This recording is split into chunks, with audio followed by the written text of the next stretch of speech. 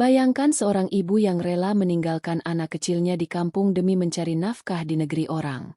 Dengan hati yang penuh harap, ia bertaruh pada kehidupan, berusaha mengubah nasib meski takdir terus mengujinya. Namun, siapa sangka, jalan yang ia tempuh justru membawanya ke pernikahan yang penuh liku, bukan sebagai pendamping sejati, melainkan hanya istri keempat dalam keluarga yang kaya raya namun dingin. Ketika kemewahan tak mampu menggantikan cinta dan luka semakin dalam, sang ibu harus memilih, tetap bertahan demi anaknya atau pulang dengan harga diri yang nyaris hancur. Kisah ini akan mengajarkan kita tentang arti perjuangan, cinta, dan keberanian seorang ibu untuk melawan takdir. Halo sahabat, selamat datang di channel ini, tempat di mana kita berbagi kisah inspiratif yang menguras emosi dan penuh makna. Jangan lupa klik tombol subscribe agar kalian tidak ketinggalan cerita-cerita menarik lainnya. Mari kita mulai cerita selengkapnya. Di sebuah desa kecil di pelosok Jawa, Rina menjalani hari-harinya dengan penuh keprihatinan. Setelah suaminya meninggal akibat kecelakaan kerja, Rina harus mengambil alih tanggung jawab sebagai kepala keluarga. Ia hanyalah seorang ibu rumah tangga biasa, tanpa keahlian khusus. Namun kini ia menjadi satu-satunya harapan bagi anak semata wayangnya, Nisa, yang baru berusia 5 tahun.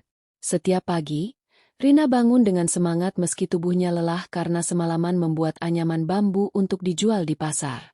Namun, hasil jerih payahnya tak cukup untuk memenuhi kebutuhan sehari-hari, apalagi biaya sekolah Nisa yang mulai membengkak. Tetangga-tetangganya sering berkata, "Rina, kenapa tidak mencoba bekerja ke luar negeri? Banyak yang berhasil, bisa bangun rumah dan menyekolahkan anaknya sampai sarjana." Awalnya, Rina menolak mentah-mentah ide tersebut. Bagaimana mungkin ia meninggalkan Nisa? Satu-satunya alasan ia bertahan hidup. Namun, ketika utang semakin menumpuk dan Nisa mulai sering sakit karena gizi kurang, Rina mulai memikirkan saran itu dengan hati yang berat. Dalam malam-malam panjangnya, ia berdoa agar diberi petunjuk. Satu hal yang terus terngiang di benaknya, "Aku harus berkorban demi masa depan anakku." Dengan air mata yang tak henti mengalir, Rina akhirnya memutuskan untuk mendaftar sebagai TKW ke Timur Tengah, tempat yang sering disebut sebagai ladang emas bagi mereka yang berani bermimpi. Keputusan itu membawa Rina ke jalan baru yang penuh tantangan. Ia harus melewati berbagai tahapan, mulai dari pelatihan, pengurusan dokumen, hingga wawancara kerja. Selama di penampungan TKW, Rina sering merasa cemas. Banyak cerita yang ia dengar dari rekan-rekannya tentang nasib buruk yang menimpa para pekerja migran. Ada yang diperlakukan tidak manusiawi, ada pula yang tidak digaji sama sekali. Namun, Rina menepis ketakutannya. Ia selalu mengingat wajah Nisa yang ceria setiap kali mereka berbicara melalui panggilan video. Setelah beberapa bulan, keberangkatan Rina ke Riyadh, Arab Saudi, akhirnya tiba. Ia meninggalkan kampung halaman dengan hati yang berkecamuk. Tangis Nisa yang memanggil namanya saat ia berpamitan di depan rumah membuat hatinya remuk. "Bu, jangan pergi," kata Nisa, yang langsung dipeluk erat oleh neneknya. Dengan tekad yang kuat, Rina menaiki bus menuju bandara, meninggalkan segala yang ia kenal dan cintai. Di dalam pesawat, ia mencoba mengalihkan pikirannya dengan melihat awan-awan yang menghampar. Namun, hatinya tetap dipenuhi rasa takut akan apa yang akan ia hadapi di negeri orang. Setibanya di Riyadh, Rina disambut oleh agen tenaga kerja lokal yang segera membawanya ke rumah majikannya. Rumah itu besar dan megah, jauh berbeda dengan rumah kecilnya di desa. Sang majikan, Tuan Khalid, adalah seorang pengusaha sukses yang memiliki istri dan anak-anak. Rina mulai bekerja sebagai pembantu rumah tangga. Hari-harinya dipenuhi dengan tugas-tugas seperti memasak, membersihkan rumah, dan mengurus anak-anak majikannya. Meskipun lelah, Rina merasa bersyukur karena majikannya memperlakukannya dengan cukup baik. Tuan Khalid jarang berbicara dengannya, sementara istri pertama majikannya, Nyonya Maryam, hanya memberi arahan singkat mengenai pekerjaan rumah. Rina merasa kesepian di hari-hari pertamanya. Bahasa Arab yang belum ia kuasai membuatnya sulit berkomunikasi dengan anggota keluarga majikannya. Namun, ia terus berusaha belajar.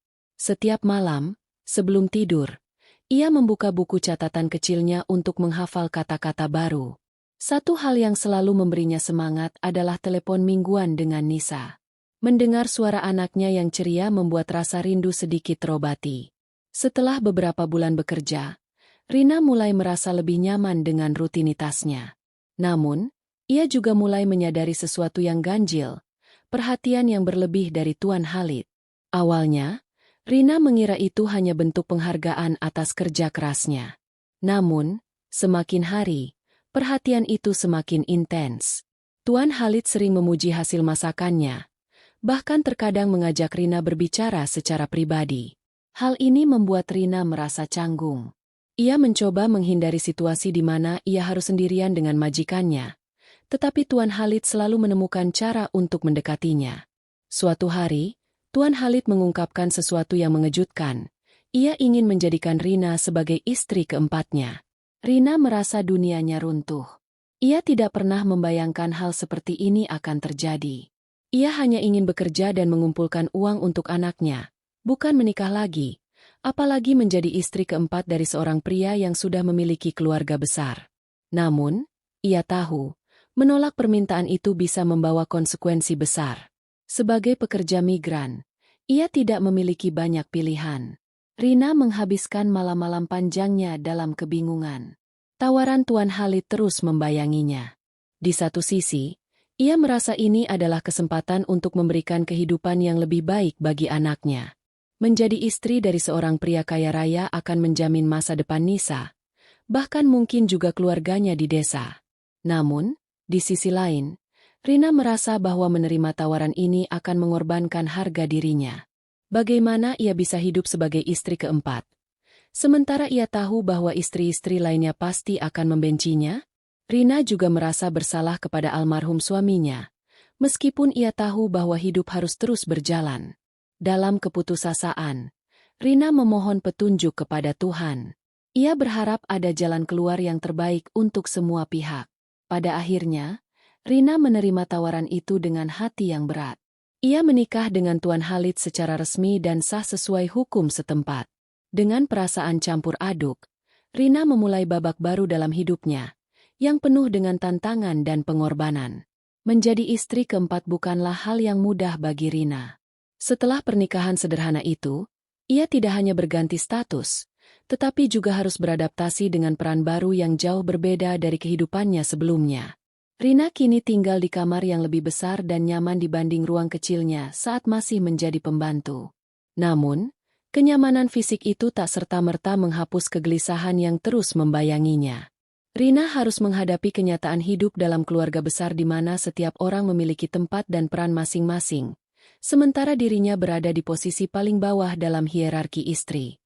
Istri pertama, Nyonya Mariam, menunjukkan sikap yang dingin, sementara istri kedua dan ketiga lebih terang-terangan menolak kehadirannya. Mereka menganggap Rina sebagai pengganggu yang hanya mengincar kekayaan suami mereka. Rina mencoba menghindari konflik dengan menjaga sikap rendah hati dan berusaha sebaik mungkin menjalani peran barunya. Ia tetap melakukan pekerjaan rumah tangga seperti sebelumnya, meski sebenarnya itu bukan lagi kewajibannya. Baginya, ini adalah cara untuk menunjukkan bahwa ia tidak berniat mengambil lebih dari apa yang telah diberikan kepadanya. Namun, rasa lelah fisik kini ditambah dengan tekanan mental. Setiap malam, ia memikirkan anaknya di kampung.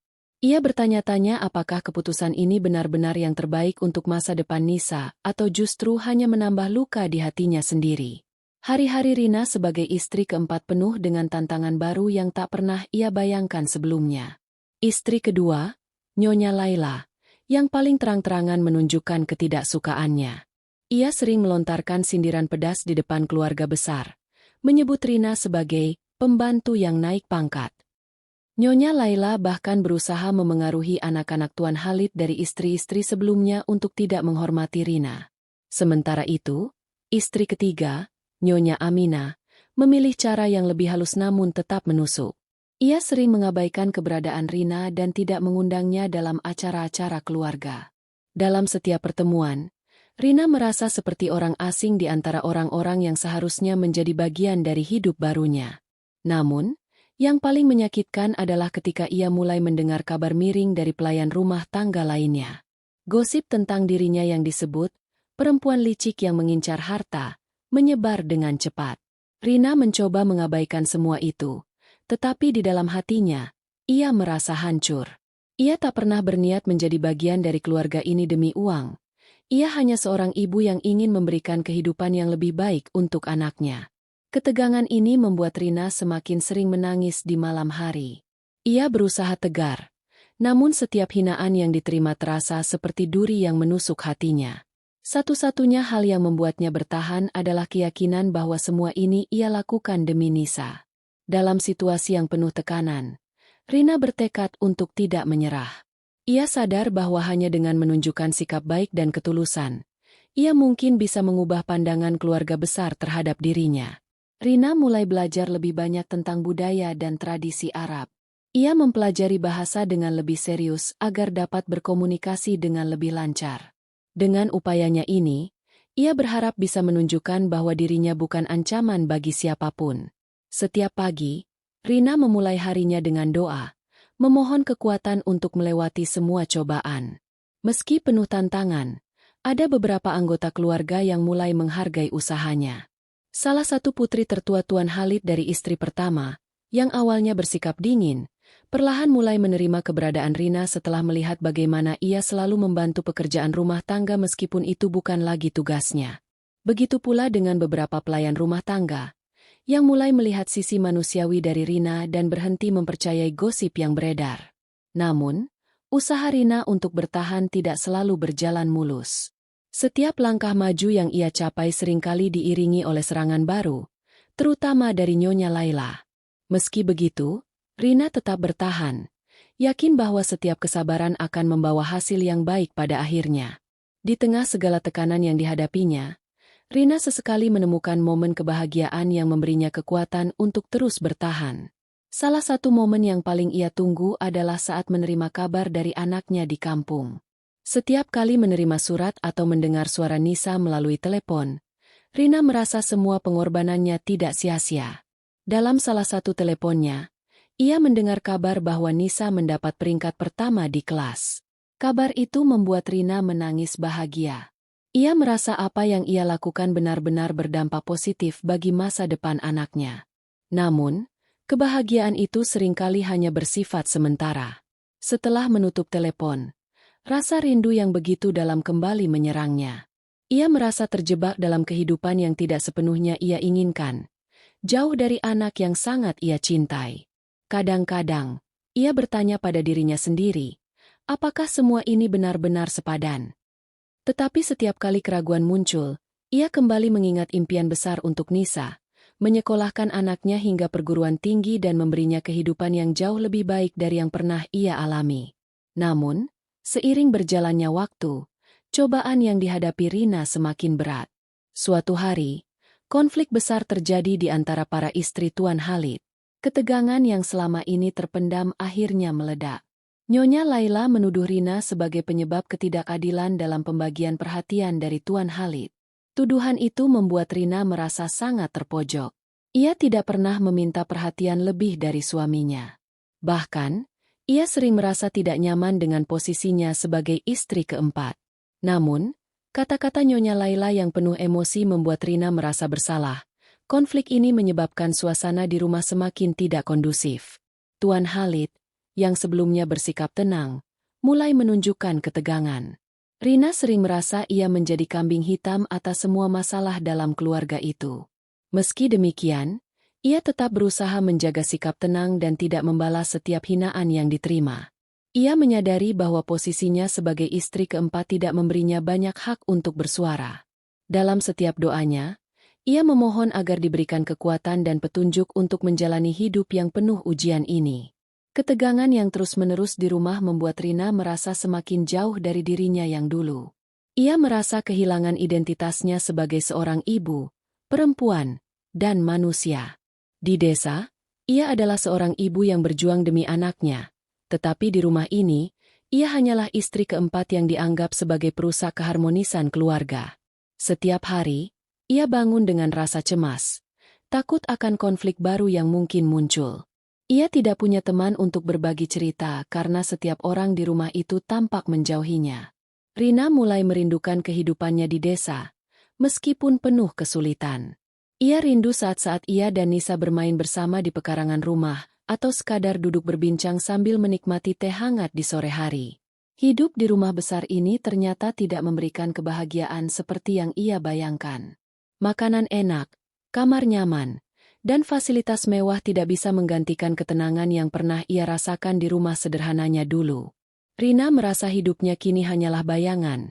Ia menjalani hari-hari tanpa semangat, hanya bertahan demi satu tujuan, masa depan Nisa. Namun, seiring berjalannya waktu, perasaan kehilangan itu mulai menggerogoti jiwanya. Ia merasa semakin terasing, bahkan dari dirinya sendiri.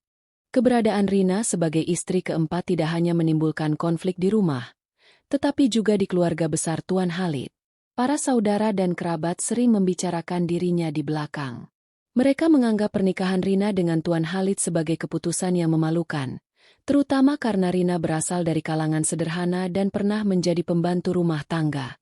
Rina tahu bahwa ia tidak diterima dengan sepenuh hati, tetapi ia tidak pernah membalas komentar atau pandangan merendahkan dari mereka. Setiap kali menghadiri acara keluarga, Rina merasa seperti orang asing di tengah kerumunan.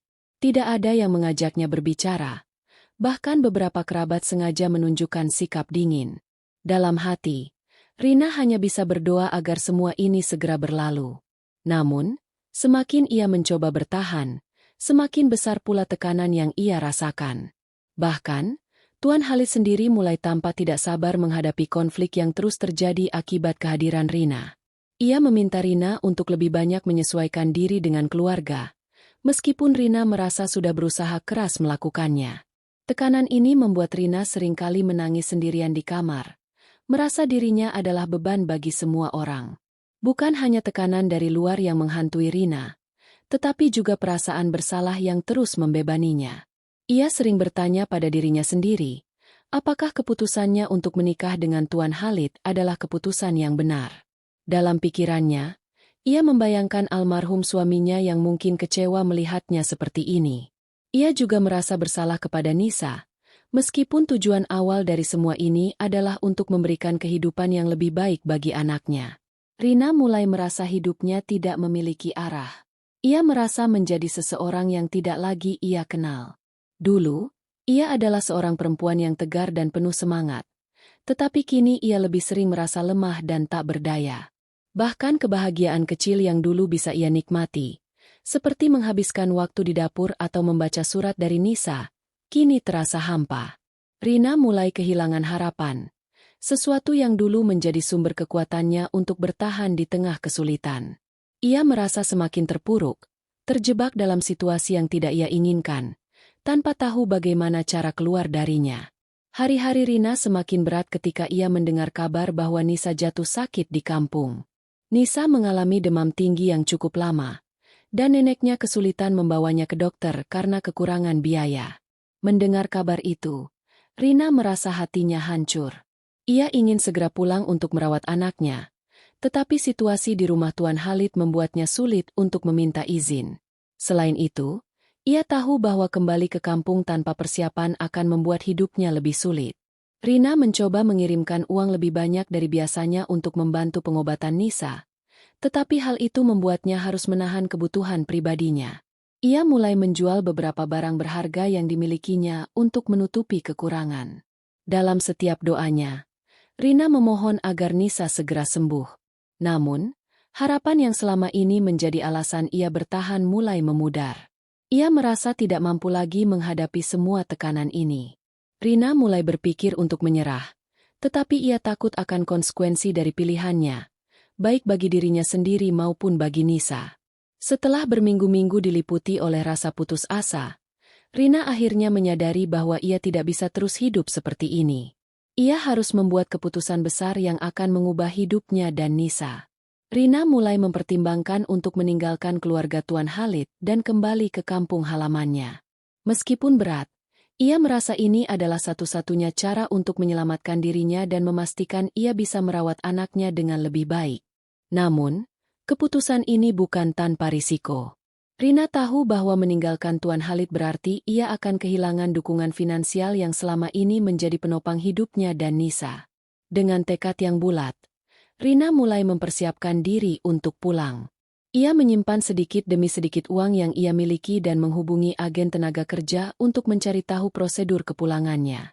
Meskipun penuh dengan ketidakpastian, Rina merasa lebih tenang setelah mengambil keputusan ini. Ia menyadari bahwa kebahagiaan tidak selalu datang dari kekayaan atau status sosial, tetapi dari keberanian untuk memilih jalan hidup yang sesuai dengan hati nurani. Dalam hati, Rina berdoa agar Tuhan membimbing langkahnya ke depan, apapun yang terjadi. Keputusan untuk meninggalkan rumah Tuan Khalid bukanlah hal yang mudah bagi Rina. Ia tahu bahwa perpisahan ini akan menjadi peristiwa yang menyakitkan, bukan hanya bagi dirinya tetapi juga untuk orang-orang yang sedikit demi sedikit mulai menerimanya di rumah itu. Namun, hatinya telah bulat. Rina menyampaikan niatnya kepada Tuan Khalid, meskipun ia tahu bahwa keputusan ini akan menuai kemarahan dan kebingungan. Seperti yang ia duga, Tuan Khalid menolak mentah-mentah permintaannya. Sang majikan yang telah menjadi suaminya itu menganggap Rina tidak tahu berterima kasih atas kehidupan yang telah ia berikan. Ia menuduh Rina tidak mampu menghargai upaya Tuan Khalid untuk menjadikannya bagian dari keluarga besar mereka. Rina hanya bisa menundukkan kepala, menahan air mata, dan dengan suara gemetar mengatakan bahwa keputusannya bukan karena rasa tidak hormat, tetapi karena cinta yang terlalu besar kepada anaknya. Ketika waktu kepulangan semakin dekat, Rina harus menghadapi reaksi dari para istri lain. Nyonya Laila dan Nyonya Amina, yang sebelumnya bersikap sinis kepadanya, justru menunjukkan sedikit rasa kasihan. Mungkin mereka memahami bahwa Rina meninggalkan segalanya demi anaknya, sesuatu yang mungkin mereka sendiri juga akan lakukan jika berada di posisinya. Namun, bagi Rina, semua ini tidak mengurangi beratnya langkah perpisahan. Ketika ia memasukkan barang-barangnya ke dalam koper kecil, ia merasa hatinya terbagi antara meninggalkan kehidupan nyaman yang ia bangun dengan susah payah dan kembali ke masa depan yang penuh ketidakpastian. Setelah melalui proses yang panjang, Rina akhirnya berhasil kembali ke kampung halamannya. Hari itu, kampungnya diselimuti kabut pagi yang dingin, sama seperti saat ia pergi beberapa tahun yang lalu. Namun, bagi Rina, segala sesuatu terasa berbeda. Ia kembali sebagai sosok yang jauh lebih lelah, tetapi dengan pengalaman hidup yang mengajarinya banyak hal. Ketika ia turun dari bus, pandangannya segera tertuju pada Nisa, yang berlari kecil ke arahnya. Tubuh mungil anaknya kini telah sedikit membesar, tetapi ia terlihat lebih kurus dari yang Rina ingat. Pelukan erat dari Nisa seolah-olah menjadi obat dari segala luka yang Rina rasakan selama ini. Air mata bahagia mengalir di wajahnya saat ia menggendong anaknya, merasa bahwa akhirnya ia pulang ke tempat yang benar-benar ia sebut rumah. Namun, tantangan tidak berhenti di sini. Rina harus kembali menyesuaikan diri dengan kehidupan sederhana yang sebelumnya ia tinggalkan.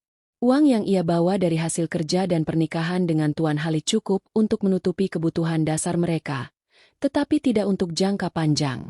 Ia mulai memikirkan cara untuk membangun kehidupan baru bagi dirinya dan Nisa. Rina menyadari bahwa kerja keras adalah satu-satunya cara untuk melangkah ke depan. Meski merasa lelah, ia bertekad untuk memulai segalanya dari nol. Hari-hari baru Rina di kampung diisi dengan perjuangan.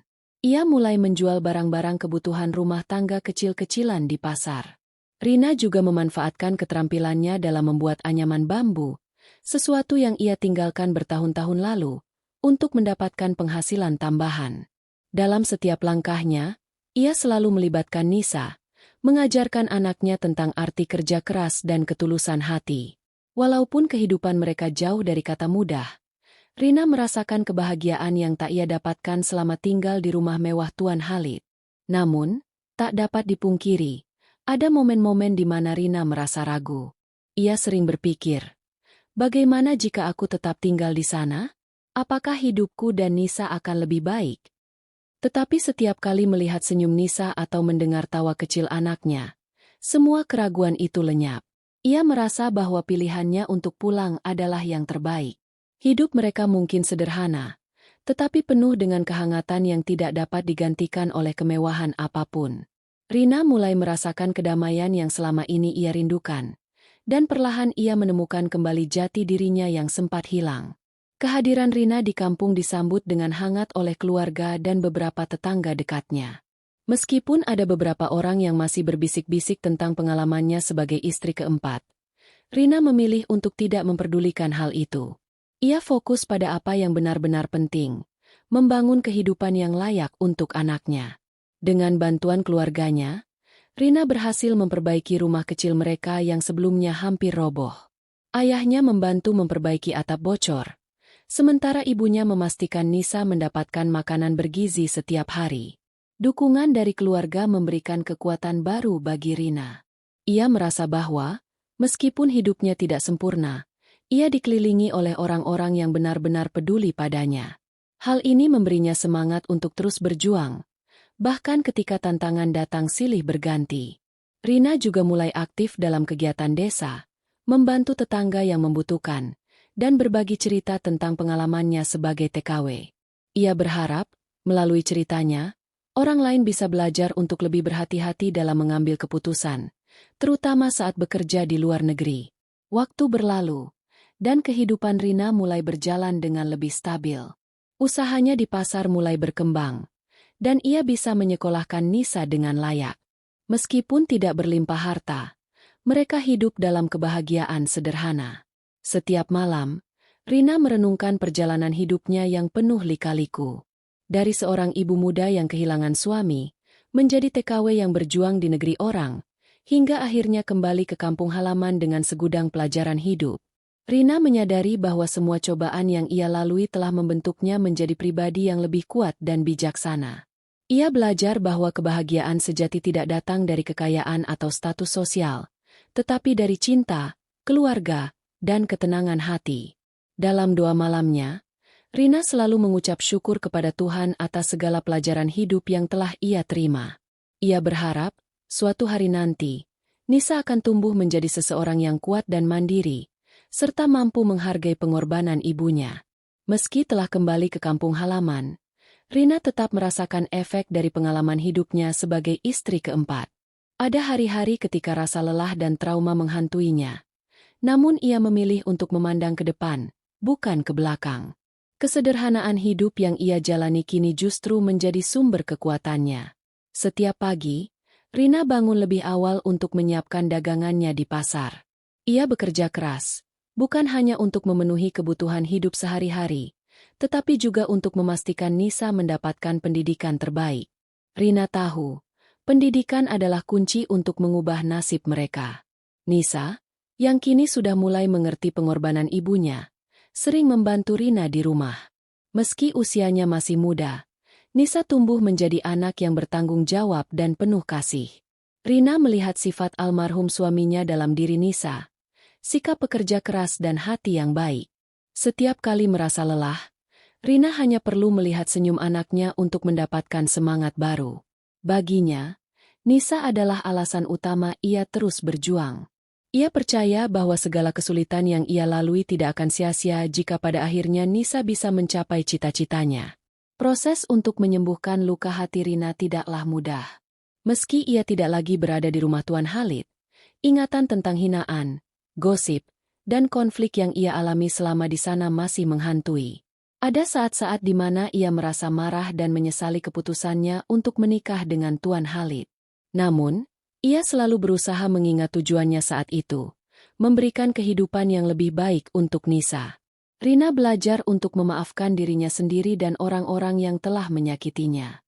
Ia menyadari bahwa membawa dendam hanya akan membebaninya lebih jauh. Rina juga mulai lebih mendekatkan diri kepada Tuhan. Ia menemukan ketenangan dalam doa, sesuatu yang membantunya melepaskan rasa sakit yang masih tersisa.